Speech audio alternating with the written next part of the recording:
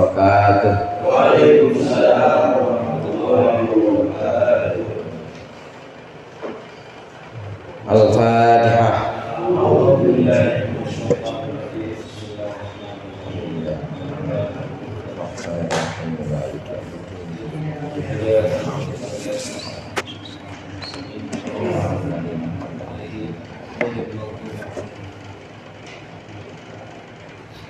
Alhamdulillah, wassalatu wassalamu ala sayyidina Muhammadir Rasulillah wa ala alihi wa ashabihi wa man tabi'a hudahu wa jama'atah wa la hawla wa la quwwata illa billah.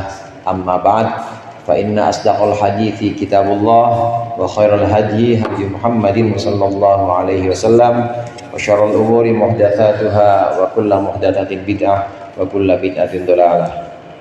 Para ustadz, para hujjaj, para sesepuh, segenap jamaah mushola al-jihad, hadirin sekalian yang dirahmati oleh Allah. Alhamdulillah dalam keadaan sehat walafiat dan dalam keadaan bahagia serta nikmat iman dan Islam, kita berkumpul kembali untuk melanjutkan pengajian rutin kita, ngaji kitab Nasaihul Ibad. Mudah-mudahan apa yang akan kita baca menjadi ilmu yang bermanfaat di dunia akhirat. Amin ya rabbal alamin. Di halaman 30 sudah kita baca maqalah yang ke-18. Man tarakad dzunub raqqa qalbuh. Ini pesan yang pertama. Barang siapa yang meninggalkan dosa-dosa, maka hatinya akan lembut. Wa man tarakal haram wa akalal halal safat qalbu.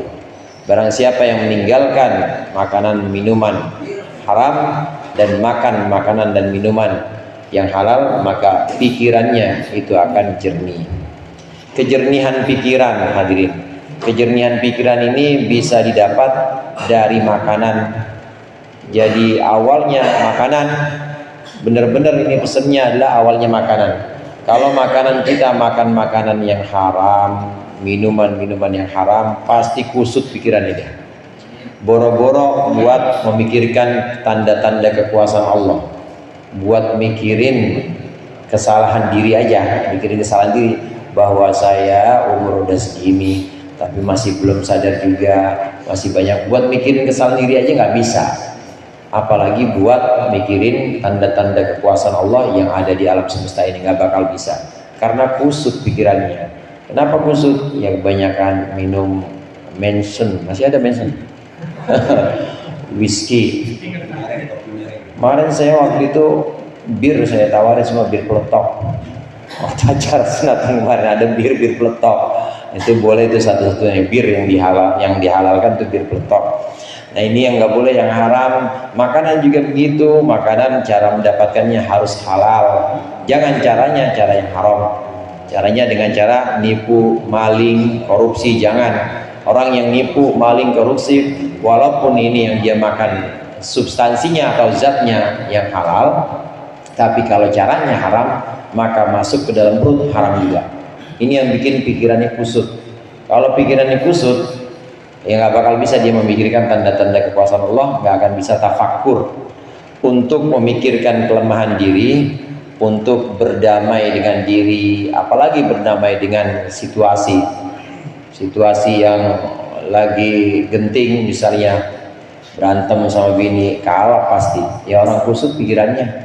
Tapi bisa kusut dari makanan, dari minuman, dari yang dikonsumsi oleh dia ke dalam perutnya. Ini yang bikin tidak bisa berpikir, jadi gelap semuanya. Orang yang makan dan minum barang-barang yang haram, maka pikirannya itu akan kotor. Sebaliknya, orang yang makan dan minuman yang halal, maka pikirannya ini akan jernih. Ini berbicara tentang tafakkur atau merenungkan penciptaan-penciptaan Allah, atau merenung tafakkur. Pernah saya sampaikan tafakkur itu ada 5 macam. Yang pertama, tafakkur atau merenungkan ayat-ayat tanda-tanda kekuasaan Allah yang ada di alam semesta. Ini yang nanti akan dicontohkan dalam kitab ini. Nanti ketika orang sudah bisa tafakkur pada tanda-tanda kekuasaan Allah yang ada di langit, hujan turun, yang ada di bumi, air memancar dari mata air, kalau sudah bisa ini, maka akan lebih tawajuh atau lebih madep kepada Allah. Madep kepada Allah, mantep. Karena Allah nggak pernah berpaling saudara. Allah nggak pernah sedikit pun ini berpaling dari kita, kemudian nggak pernah. Selalu setiap hari itu Allah memperhatikan kita dan menyediakan kebutuhan-kebutuhan kita. Cuma kitanya aja, manusianya aja yang kadang-kadang bader, yang kadang-kadang bangor. Allah udah madep, orangnya melengos. Dia lebih perhatian atau lebih pilih memperhatikan selain Allah, perhatikan materi, memperhatikan makhluk, memperhatikan manusia, padahal Allah sudah menghadap ke dia. Nah, orang kalau mau tawajuh atau mau mantap menghadap pada Allah, maka harus tafakur dalam ayat-ayat atau tanda kekuasaan Allah. Yang kedua, ada tafakur fi wa'dillah atau dalam janji Allah, merenungkan janji-janji Allah untuk orang-orang yang bersedekah, maka akan Allah lipat gandakan 700 hingga batas yang Allah kehendaki. Lebih dari 700 bisa. Orang yang sholat, maka akan Allah ampuni dosa-dosanya dan juga akan Allah bersihkan hatinya. Kalau memikirkan, merenungkan janji-janji Allah yang ada untuk orang-orang beriman, untuk kita yang melaksanakan amalan-amalan soleh, maka makin semangat kita sholat, makin semangat kita sedekah, makin semangat kita ngaji. Kita duduk di sini aja ini, waktu kita duduk ini dosa-dosa kita berguguran. Antara maghrib sampai isya, andai ada yang dosa tadi itu antara satu sholat dengan sholat ini jadi penghapus, jadi kafarah dosa di antara keduanya. Jumat ketemu Jumat itu juga jadi penghapus dosa di antara keduanya. Ramadan ketemu Ramadan itu juga jadi penghapus di antara keduanya kalau ada dosa-dosa di antara keduanya. Ini semua janji-janji Allah. Kalau kita merenungkan janji-janji Allah, maka akan muncul semangat kita untuk terus ibadah. Yang ketiga, ada tafakur fi wa'idillah atau tafakur pada ancaman-ancaman Allah. Neraka wel untuk orang yang sholat. Neraka wel itu artinya neraka yang palungnya neraka, bagian paling dalamnya neraka itu wel, jurangnya neraka. Orang yang sholatnya ini bolong-bolong, yang sholatnya ini setahun sekali. Seringan saya mau Ustaz, nggak setahun sekali, sebulan sekali sholatnya, atau seminggu sekali, well pokoknya yang begitu. Well, nah dengan merenungkan ancaman-ancaman Allah, maka akan muncul rasa takut kita kepada Allah. Rasa takut akan muncul, rasa ngeri kalau melalaikan kewajiban-kewajiban kita. Kemudian yang keempat ada tafakur fi ni'amillah, merenungkan nikmat-nikmat Allah, merenungkan yang sudah kita terima dari Allah, kesehatan. Ini pada napas normal semua kan ya? Nggak ada yang pakai alat bantu. Alhamdulillah. Dengar juga masih pada normal semua, orang masih pada muda semua sih sini. Saya doang yang masih mata sama Bang Pendi, saya doang. Bang Olil dipakai. Yang lainnya mata pada sehat semua. Mata pencarian pada sehat juga, alhamdulillah. Merenungkan semua nikmat-nikmat Allah akan muncul rasa cinta kepada Allah. Karena satu-satunya yang memenuhi kebutuhan-kebutuhan kita ya hanya Allah. Makin cinta kepada Allah. Yang kelima yaitu merenungkan kekurangan diri kita. Kalau merenungkan kekurangan diri kita atau aib, maka akan muncul rasa malu kita kepada Allah. Ini outputnya, ini hasilnya. Kalau kita mau tafakur, maka kita akan mendapat hasil makin madep, mantep pada Allah, atau makin semangat ibadah, atau makin takut pada Allah, artinya takut kalau lalai, atau makin cinta kepada Allah, atau makin malu kepada Allah. Malu kalau minta rasanya, udah cukup aja, ridho, aku ridho ya Allah, segini aja bagianku, yang penting udah sehat, duit banyak mah nggak apa-apa. Betul saudara? Ya. Iya, pokoknya makan yang penting sehat, asal pakai rendang mah enak ya. Rendang mah pakai bumbu apa juga ya, pakai apa juga enak kalau temennya. Yang penting sehat, masih diberikan kelipatan. Nah, memikirkan ini akan muncul kecintaan. Kalau memikirkan atau munculkan rasa malu tadi terakhir.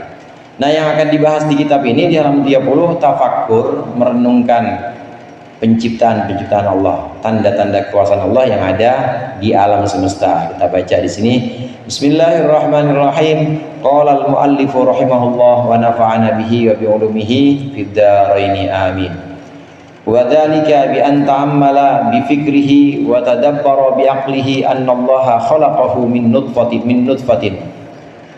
Dan tafakkur itu caranya adalah dengan merenungkan melalui akal pikirannya dan juga berangan-angan dengan akalnya bahwa Allah menciptakan dia min nutfatin dari sperma fir rahimi dalam rahim faja'alaha alaqatan, maka Allah menjadikan sperma itu dengan menjadikan segumpal atau darah yang alaqah, darah yang menempel.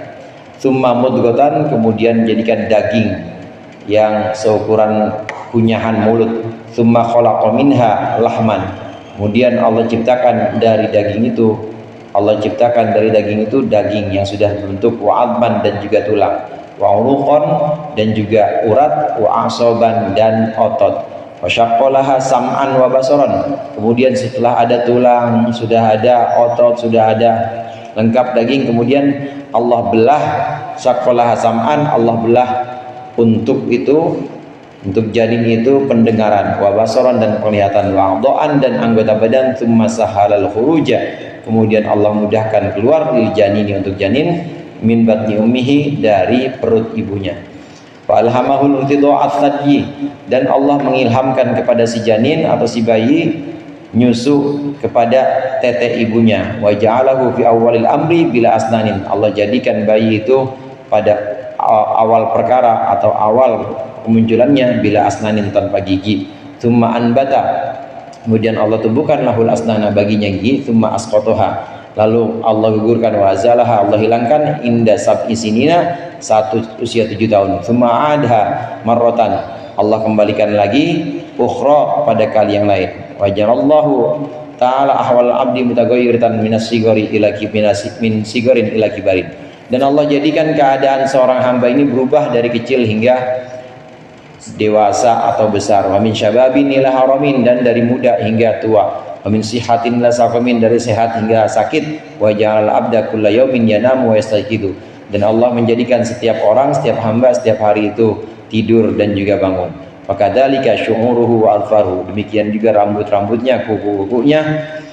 Kama saqata minha, sebagaimana ada yang gugur darinya, raja'a ila makanah, akan kembali seperti semula, pada keadaan yang semula. Ini memikirkan tanda kekuasaan Allah di alam semesta, terutama yang paling dekat dengan diri kita, yaitu kekuasaan Allah yang ada dalam tubuh kita. Sanurihim ayatina fil afaqi wa fi anfusikum, kata Allah, sanurihim ayatina fil afaqi wa fi anfusihim, kami akan tunjukkan, akan perlihatkan tanda-tanda kekuasaan kami di ufuk, maksudnya di alam semesta, wa fi anfusihim, dan juga di dalam diri mereka, maksudnya dalam diri kita, badan kita ini ada banyak kekuasaan Allah yang kalau kita pikir dan kita renungkan ini luar biasa, di luar kebiasaan. Tapi karena nggak pernah mikir, nggak pernah renung, maka kita nganggapnya biasa-biasa aja. Dituntun oleh Syekh Nawawi Banten di sini caranya. Kita perhatikan bagaimana sperma atau nutfah, mani itu Allah letakkan di rahim. Ini kalau nggak di rahim, saudara, kalau adanya di laci misalnya, mati pasti. Ya paling cuma berapa jam mati, kering gitu aja. Taruh nggak di laci, taruhlah di ini, di botol, taruh kulkas misalnya, tetap mati. Tapi kalau ada di tempatnya, di rahim, maka itu dari airnya itu juga, mani airnya itu juga, cuma kalau tempatnya rahim, maka Allah jadikan dari mani ini, Allah ubah menjadi alaqah, darah, asalnya mani. Coba kalau tadi kita diemin di atas sarung gitu aja, nggak bakal berubah itu, nggak bakal berubah jadi merah, enggak. taruhan nama saya. Tapi kalau di rahim jadi darah. Alaqah itu darah yang nempel. Darah yang nempel di dinding rahim. Kenapa disebut alaqah? Alaqah itu artinya nempel, terhubung dengan rahim. Darah masih nempel. Kemudian dari darah alaqah ini Allah jadikan mudghah, daging. Mudghah itu daging kira-kira satu kepelan atau satu gigitan daging. Dari mudghah Allah jadikan daging beneran yang sudah ada tulang-tulangnya di dalamnya. Belum ada mata itu, belum ada kuping, belum ada anggota badan. Kemudian dibentuk oleh Allah, mulai di kepalanya, kemudian dikasih seret, ada matanya, sampingnya masih di kepala, bagian samping kiri kanan, seret dikasih telinga, masih di bagian kepala juga, di bawah mata dikasih hidung, kasih mulut, lengkap. Mulut itu nyambung rongkongan sama tenggorokan ke badan, nyambung ke perutnya. Ini siapa kalau bukan Allah? Dokter yang paling botak juga nggak bisa, nggak bakal bisa. Yang udah prakteknya jam terbangnya udah tinggi, nggak bakal bisa. Terus siapa yang bikin itu dalam rahim kalau bukan Allah? Mulai dari ditiupkannya ruh, mulai dari 4 bulan sampai nanti dia meninggal. Ini seorang anak manusia, seorang manusia ini sudah Allah pasrahkan 400 malaikat, sudah Allah wakilkan, sudah Allah tugaskan 400 malaikat untuk menjaga ini. Termasuk diantaranya menjaga penciptaan di rahim. Di rahim mulai dari sperma, kemudian alaqah, mudghah, daging, dibentuk menjadi anggota badan. Nah setelah itu, setelah waktunya, ila ajalin musamma, dan Allah bentuk ma yasha ila ajalin musamma. Allah bentuk sesuai kehendak Allah. Allah mau jadiin laki ya laki, Allah mau jadiin perempuan. Batas waktunya juga Allah yang tentukan. Ada yang umumnya 9 bulan 10 hari, ada yang lebih, kadang-kadang 11 bulan belum lahir, ada yang lebih, ada yang sampai hampir setahun lebih, 12 bulan. Dia ngapal dulu kali di dalam. Orang ibunya ustazah, dia mau ngapal juz 30 dulu kali, keluar-keluar biar hafal. Ada yang kurang, namanya pada tahu apa ya? Kalau pernah ngerasain ya, prematur namanya. Ada yang baru 7 bulan udah keluar. Ini batas waktunya Allah yang nentuin. Allah permudah untuk keluar. Kalau nggak dipermudah oleh Allah nggak bakal bisa keluar itu, nggak bakal. Segitu gedenya lewat lubang yang segitu, kan kelihatannya sangat muskil, sangat susah itu. Tapi itu Allah permudah keluar. Kemudian sampai di alam dunia, ini bayi Allah kasih ilham atau Allah kasih petunjuk, dituntun sama Allah supaya nyari, kalau aus ya nyari tete ibunya. Tete bapaknya mah nggak ada susunya, ya nyari tete ibunya, nggak nyari yang lain-lain, nyari tete ibunya. Ini rahmat Allah sudah Allah bagikan kepada ibunya, ayahnya, ibu dan ayah yang kemudian punya rasa sayang, belas kasih kepada anaknya. Ini rasa sayangnya Allah yang nungguin. Setelah itu masih usia anak-anak, ini waktu usia setahun, ya mungkin ada gigi 1-2 tahun udah agak banyak, berhenti di sapi. Kalau nggak di sapi ya ini bisa digigit ibunya.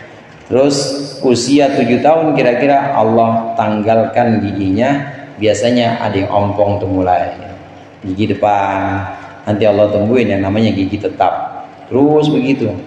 Dan gigi kalau kita perhatiin ya akarnya begitu aja, tapi itu nancepnya bukan main gitu.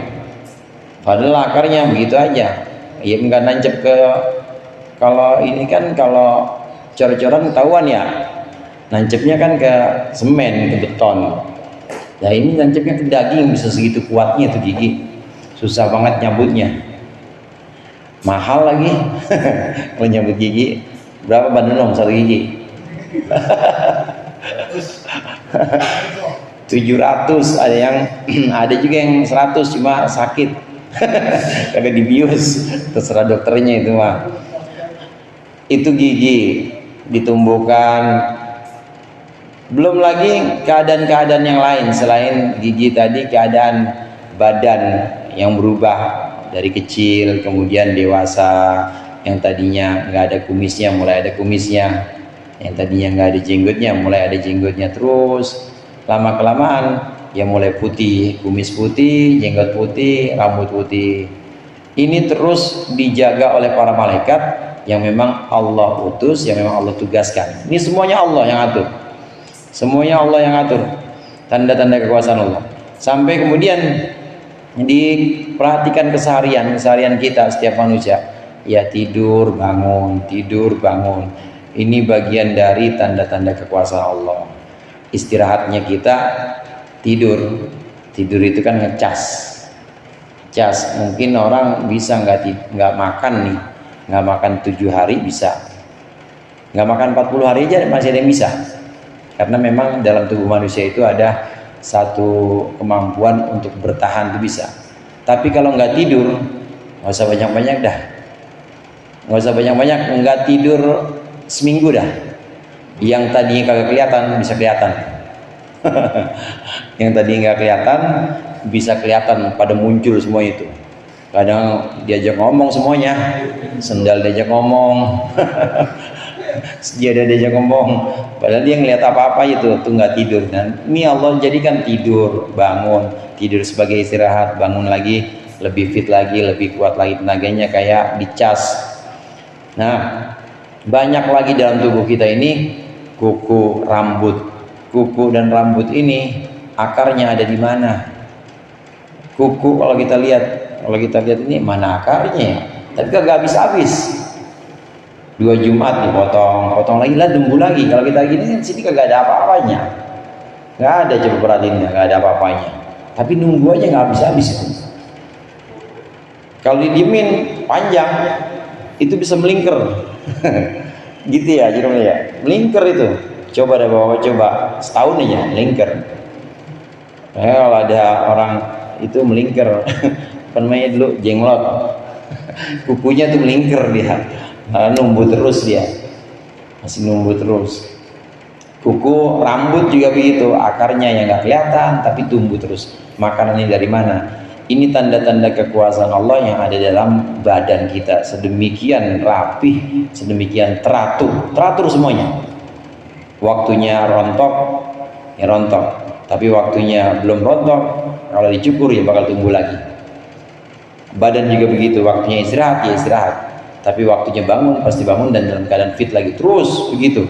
Kadang kala sakit, ya sakit ini untuk memperbaiki bagian-bagian atau sel-sel yang rusak, nanti sehat lagi. Terus ini bagian-bagian, ini tanda-tanda kekuasaan Allah yang ada dalam tubuh kita, yang ada dalam badan kita. Jadi perenungan, jadi bahan untuk kita bertafakur. Kalau kita pikirkan ini, maka kita akan merasa bahwa kita akan mantep pada Allah, bahwa Allah lah yang menjaga kita, Allah lah yang menjamin semuanya buat kita itu, bukan siapa-siapa. Bagaimana kita bisa sampai tafakur dan pikiran ini jernih? Awalnya adalah dari makanan tadi. Jangan makan makanan yang haram, minuman juga ambillah yang halal saja. Dan satu lagi, tinggalkan dosa-dosa. Kalau kata Sunan Ampel kemarin, molimo. Itu habis itu tambah ibadah. Kalau orang sini mah udah nggak usah molimo dah. Saya yakin semuanya udah berhenti ya. Yang 5 itu udah berhenti semua kan ya? Dulu kan Sunan Ampel molimo tuh karena masih awal banget, belum diajarin sholat, belum diajarin yang lain-lain, paling syahadat doang. Kalau orang sini mah itu yang 5 udah berhenti semua, berarti tinggal tambah dengan ibadah yang lain, ya sholatnya, puasanya, ngaji Qur'annya ditambah. Nah, kalau melakukan hal-hal yang sifatnya ibadah, dosa ditinggalkan, ibadah dilakukan, makanan-makanan hanya yang halal saja yang masuk, maka pikiran kita jernih dan bisa untuk memikirkan tanda-tanda kekuasaan Allah yang ada dalam tubuh kita, yang ada dalam badan kita. Perut, saudara, itu perut, makanan kalau udah sampai perut udah bukan kerjaan kita lagi. Taruhlah di mulut, kalau mulut mungkin masih kita ngunyah ya. Emang masih ada yang dikunyahin sama ini ya. Kayak zaman dulu apa namanya, dikunyahin, nggak ada kan ngunyah sendiri, masih kita tuh waktu nyuap dari piring masih kita tuh. Tapi begitu udah lewat tenggorokan, udah bukan kita yang kerja, Allah itu semuanya dipisahin. Mana nih yang bakal jadi darah, mana yang bakal dibuang, mana yang bakal jadi daging, dipisahin juga mana yang bakal jadi nutfah atau mani untuk nanti calon anak kita, dipisahin semua oleh Allah di sedemikian rapi. Dan kita akan menemukan bahwa hal-hal yang teratur ini mustahil kalau nggak ada yang ngatur. Pasti hal-hal yang teratur dan rapih itu pasti ada yang mengatur dan ada yang merapihkan. Waktu bapak-bapak sampai ke musola, di musola AC udah nyala, udah wangi, semuanya udah ditata, itu kira-kira mustahil apa mungkin itu lekar ngerapihin dirinya sendiri, AC nyalahin dirinya sendiri, mungkin nggak? Nggak mungkin, mustahil itu, mustahil. Pasti ada yang ngerapihin, walaupun nggak kelihatan orangnya. Orang Bang Erwinnya udah pergi kemana? Udah, pokoknya udah rapi. Pasti dalam sesuatu yang rapi dan teratur ada yang merapihkan dan ada yang mengatur. Di badan kita sedemikian rapi, sedemikian teratur, pasti ada yang mengatur. Itulah Allah. Tawajuh, kita mantep pada Allah, ini bisa kita dapatkan hasil ini kalau kita tafakur atau tadabbur, merenungkan penciptaan Allah yang ada di dalam tubuh kita. Kemudian diantarkan lagi oleh Senawi Banten, merenungkan yang berikutnya, materi yang berikutnya. Wa kadzalikal lailu wan naharu yatadawabani, demikian juga malam dan siang bergantian. Kullama dhahaba ahaduhuma ja'al akharu, setiap yang satunya pergi maka datang yang lain. Kalau malam pergi siang datang, siang pergi malam datang. Wa kadzalika, demikian juga asy-syamsu wal qamaru wan nujum was sahabu wal mataru, matahari, bulan, bintang-bintang, awan, hujan, kulluha taji'u wa tadhabu, semuanya datang dan pergi. Wa kadzalikal qamaru yanmahiku kullasyarin, demikian juga bulan, dia menghilang setiap bulan. Tsumma yatakamalu tsumma yanmahiku, kemudian sempurna, kemudian hilang lagi.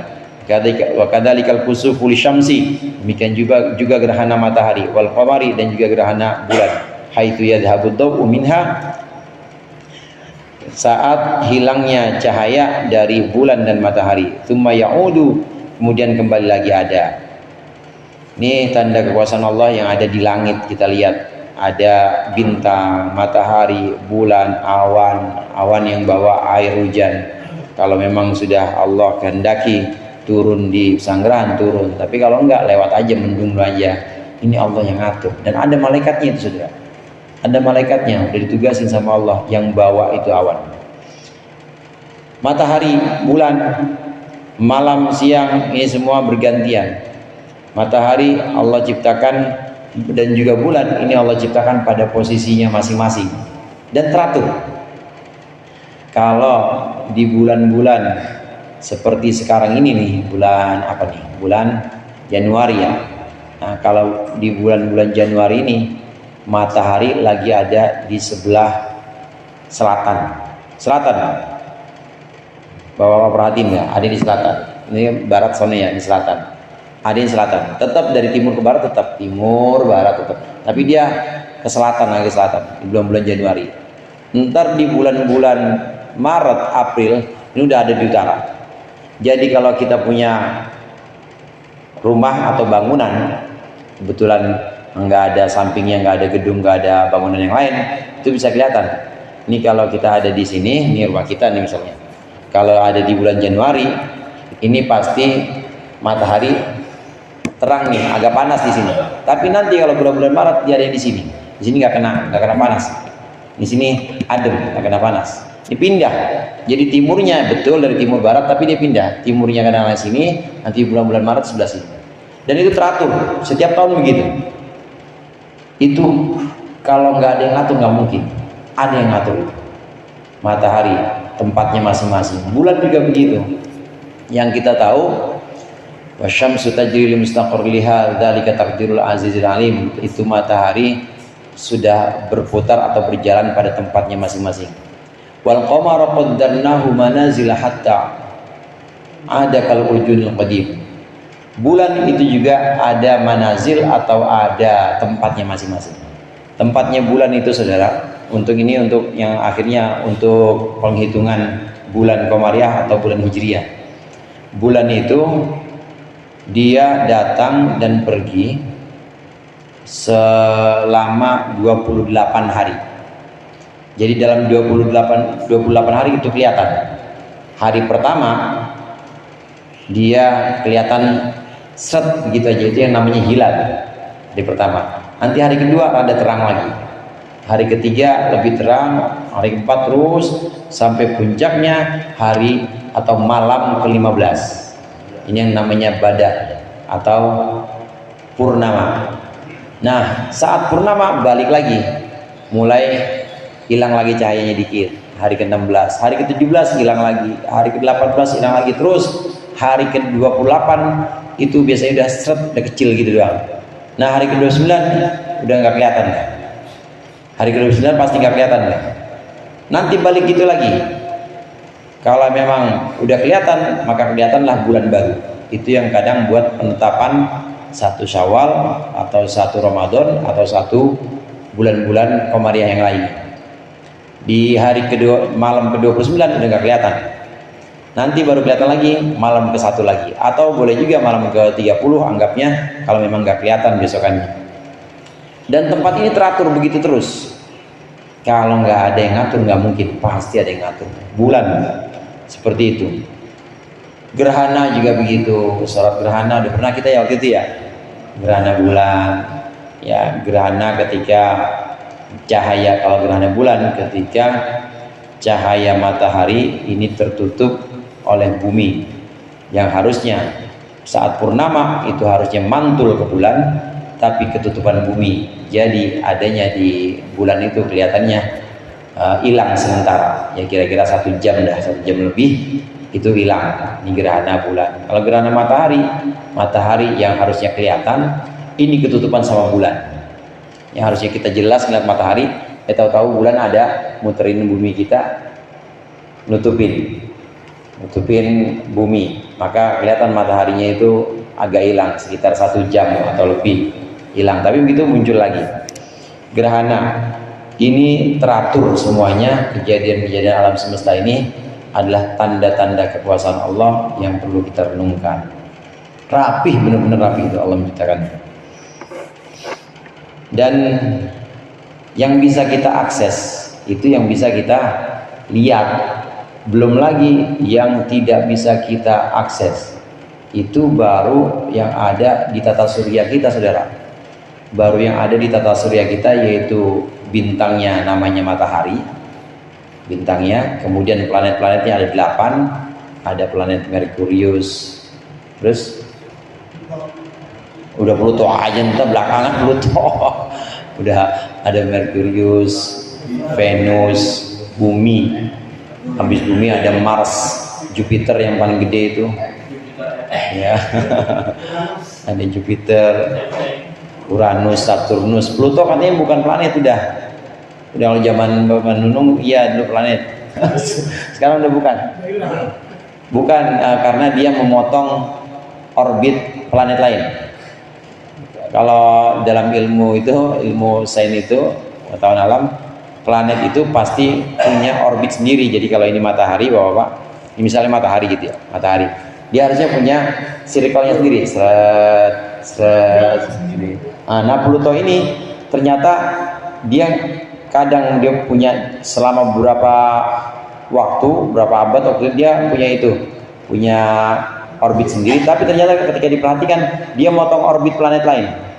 Jadi yang harusnya ini orbit planet Uranus misalnya, ini kepotong sama dia lewat situ juga, lewat situ, dan dia dinyatakan udah bukan planet, karena planet itu punya orbit sendiri. Dia kadang-kadang Pluto ini memotong orbit planet lain. Jadi kesepakatan ilmu sains yang terkini, Bang Nunung, Udah bukan planet lagi Pluto itu. Jadi semacam bukan bintang juga, semacam inilah meteorit atau benda-benda luar angkasa lain yang nggak punya orbit sendiri dia. Itu benda-benda luar angkasa yang kita perhatikan itu baru yang bisa kita akses, yang bisa kita teliti. Di luar tata surya kita ini ada yang namanya galaksi. Nah, galaksi ini jumlahnya bermiliar-miliar. Jarak antara galaksi kita, galaksi Bima Sakti dengan galaksi lain itu ya kira-kira perjalanan 300.000 tahun. Bukan 300.000 tahun naik sepeda, bukan. 300.000 tahun cahaya loh saudara. Cahaya kan paling cepatnya itu. Jet aja kalah sama cahaya. Jet kan masih pakai waktu. Dari sini Mekah ya 8 jam 9 jam. Tapi kalau cahaya waktunya lebih cepat lagi. Cahaya kita senteringnya langsung nyampe ke sana. Nah, begitu juga perjalanan cahaya itu lebih ringkas lagi. Jarak yang harusnya dengan jet misalnya 9 jam, ini enggak, paling hanya butuh 5 detik udah sampai cahaya. Nah, ini 300.000 tahun perjalanan cahaya. Ini antara satu galaksi ke galaksi lain, supaya nggak tabrakan, itu jaraknya jauh banget. Dan itu ada bermiliar-miliar galaksi. Lah gimana yang menciptain itu? Gimana yang menciptakan itu? Ini bukti bahwa Allah itu besar dan kita kecil. Makanya Syekhana Khalil Rembang, guru saya, kalau bilang Allahu Akbar itu artinya aku kecil banget kita ini. Kecil kita ini seperti ya taruhlah paling gampang kacang hijau dah.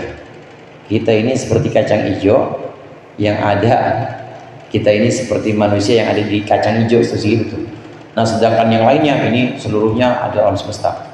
Dan kalau kita tarik pesanggerahan, kalau kita lihat pakai drone gitu ya, masih kelihatan tuh rumahnya Jeromli. Terus nanti tinggi lagi, lebih canggih lagi, jangan pakai drone tapi yang alat lebih canggih. Kelihatan tuh mulai Jakarta. Lebih tinggi lagi kelihatan nggak Pulau Jawa? Kelihatan. Pulaunya tapi rumah Haji Romli udah nggak kelihatan. Lebih tinggi lagi kelihatan nggak Indonesia? Kelihatan Indonesia. Musola Al-Jihad kelihatan nggak? Udah nggak kelihatan, udah. Terus lebih tinggi lagi bumi kelihatan. Dan udah nggak bakal kelihatan tuh musola Al-Jihad. Kecil, apalagi yang di dalamnya, yang mojok ambil tidur lagi, nggak bakal kelihatan. Terus bumi kelihatan. Semakin jauh lagi ternyata ada planet-planet yang lain yang lebih besar dibanding bumi. Jupiter lebih besar dibanding bumi. Nah, dibanding Jupiter ada yang lebih besar lagi, matahari. Matahari ternyata itu cuma satu bintang yang kecil dibanding bintang-bintang yang lain. Bintang yang dimaksud di sini adalah satu, bukan, jadi bintang itu satu pusat di mana planet mengitari dia. Nah, setiap bintang itu dia punya planet. Itu bintang yang kita lihat di sana yang kelap-kelip itu galaksinya sendiri, yaitu yang tadi saya katakan jaraknya sana itu 300.000 tahun cahaya. Itu punya planetnya masing-masing. Kecil banget kita itu. Andai di bumi ini hancur, bumi doang yang hancur, maka orang yang ada di galaksi sana nggak bakal tahu. nggak bakal tahu dan nggak bakal berasa ya, ada apa tuh yang tahu, nggak ada apa-apa, emang nggak ada apa-apa, nggak berasa, saking jauhnya dan saking besarnya alam semesta ini alam semesta, bagaimana penciptanya yang demikian besar, kita sangat kecil. Ini yang nanti akan mendorong kita, Rabbana ma khalaqta hadza batila, ya Allah, Engkau tidak ciptakan semua ini sia-sia. Karena tafakkur ini harus menuntun kita semakin kecil di hadapan Allah. Jangan tafakkur kemudian menimbulkan kesombongan. Jangan, naudzubillah. Tafakkur yang tidak diiringi dengan iman, ini akan menjadi kesombongan bahwa sains itu hebat, bahwa manusia itu bisa mencapai pengetahuan yang lebih, bahwa manusia bisa mengukur jagat raya. tanpa diiringi iman akan muncul kesombongan. Nah, biasanya sains yang tidak diiringi iman seperti itu, akan muncul muncul keakuannya, alam semesta. Nah, kemudian wa kadzalikal ardu takunu yabisatan tsumma yumbitullahu fiha nabat. Ini alam semesta, ini khusus yang ada di muka bumi ini, yaitu tanah yang basah, kemudian Allah tumbuhkan. Insyaallah akan kita lanjutkan di pertemuan yang akan datang. Lebih kurangnya saya mohon maaf. Wallahul muwaffiq ila aqwamit thoriq. Wassalamualaikum warahmatullahi wabarakatuh.